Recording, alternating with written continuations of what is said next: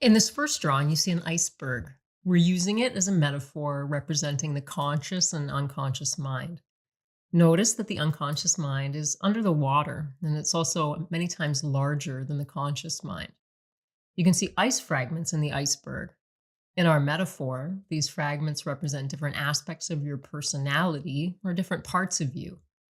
Perhaps there's an aspect of you that desires success, and another part of you that's afraid of success. These different aspects of our personality can create inner conflict and keep us stuck. Now, we've added the superconscious mind, an aspect of consciousness that can neutralize stressful or painful memories and beliefs on instruction. Now, in this drawing, you see a timeline from conception until now. Your superconscious mind has been present since conception and has learned the same language as you and those around you speak. This allows us to communicate easily using everyday language. However, since this aspect of consciousness learns language without any sensory experience or emotion attached to it, it's not affected or harmed by stressful or painful experiences. There's three types of memory. Memory one develops while the fetus is still in the womb. This memory consists of simple neurostructures or basic connections that are being created at that time. Memory two begins to develop a little bit before birth and keeps developing until the age of 4. Healthy and unhealthy core traits of the personality are formed in this memory. These traits are learned from our parents, siblings, and other influential people in our life. Memory 3 starts to develop shortly before birth and continues until now. We start learning in the womb and continue learning all of our lives. Memories that are used to create the main personality are selected from Memory 3. And learning is, in fact, the creation of memories. A collage of learned memories runs our emotions, behaviors, and our thoughts. Now let's have a closer look at Memory 3. Memory 3 contains active memories and dormant memories. Active memories are used to create our perception, our behavior, and our thoughts. They dictate how we interpret and react to the world around us. Dormant or inactive memories are all the memories you have when you're not thinking about them. Most memories you have are dormant. Now, let me give you an example of a dormant memory. I'm going to ask you a question.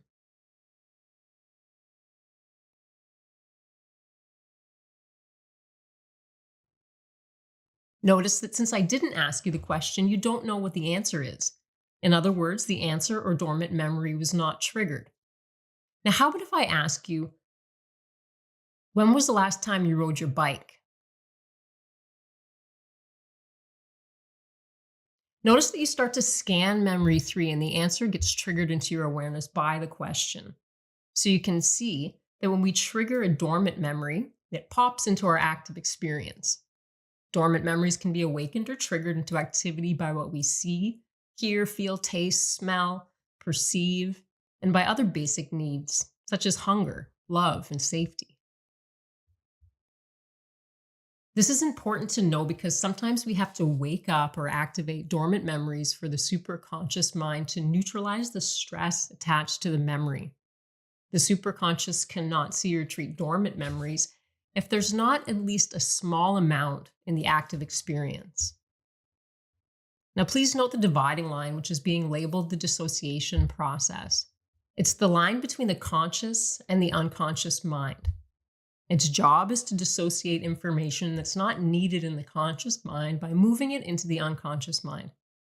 It remains available, so it's still active and contributing to the creation of behaviors, but it's no longer conscious. Some dissociated behaviors are skills, like driving, for example. After driving for a while, you're not aware of your movements and decisions. It's an unconscious competence and you're on automatic. So the dissociation process helps simplify the content and emotion of our conscious mind, allowing us to be better focused and more effective in our lives. Next, the association process is found at the border of the iceberg as seen here. When there's a situation calling for a new behavior or response, it's the association process that allows only the most fitting memories to be triggered into the active experience. If it lets memories in too easily, we might find ourselves distracted by irrelevant thoughts or having a hard time focusing on a task. The superconscious mind can fine tune the association process to help keep you focused on your goals.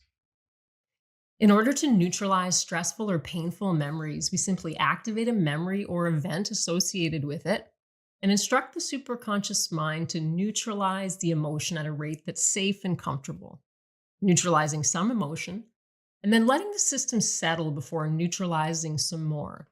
This is how the superconscious mind will do it. So the results are gentle, fast, safe, and long lasting.